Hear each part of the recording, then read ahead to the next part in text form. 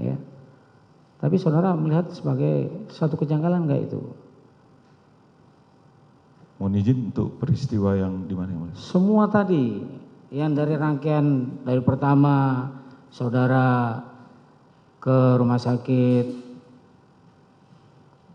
Kramajati, kemudian pada malam itu saudara melihat ke atas sudah ditegur, kemudian pada malam itu dilakukan pemeriksaan yang menceritakan, kalau begitu saya tanya, yang menceritakan secara gamblang itu apakah Ferry Sambo atau PC?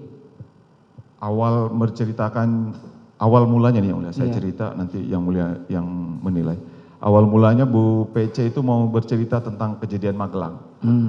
Tapi oleh Pak FS udah mah cerita aja yang sampai di Duren 3. Akhirnya Bu PC cerita Duren 3. Jadi Bu PC yang bercerita dia nyampe di rumah, masuk ke dalam rumah. Begitu masuk dalam kamar, kemudian Bu PC ganti baju, mandi dulu kalau nggak salah, mandi, ganti baju terus terbahan.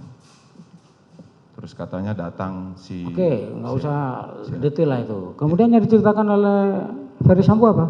Ketika misalnya mau cerita, oh ya saya dipegang itu kayak menangis gitu, yang mulia nggak bisa ngomong itu ditambahkan keterangannya sama Pak Ferdi Sambo yang mulia. Begitu. Siap. Apa yang ditambahkan? Kayak tambahkan misalnya, iya itu Joshua keluar dari kamar langsung ada tembak-tembakan kayak begitu yang ditambahkan. Siap. Ya. Sampai di situ saudara tidak ada kecurigaan sama sekali? Nggak ada yang mulia. Tidak ada ya. Saya terus terang yang mulia jujur ngelihat posisinya saat itu beliau berdua kan pimpinan saya yang mulia. Saya juga kasihan melihat kondisinya saat itu. Saya nggak pernah melihat soalnya yang mulia Pak FS dengan Bu PC itu nangis-nangis seperti itu ya. Jadi saya juga ikut terharu yang mulia.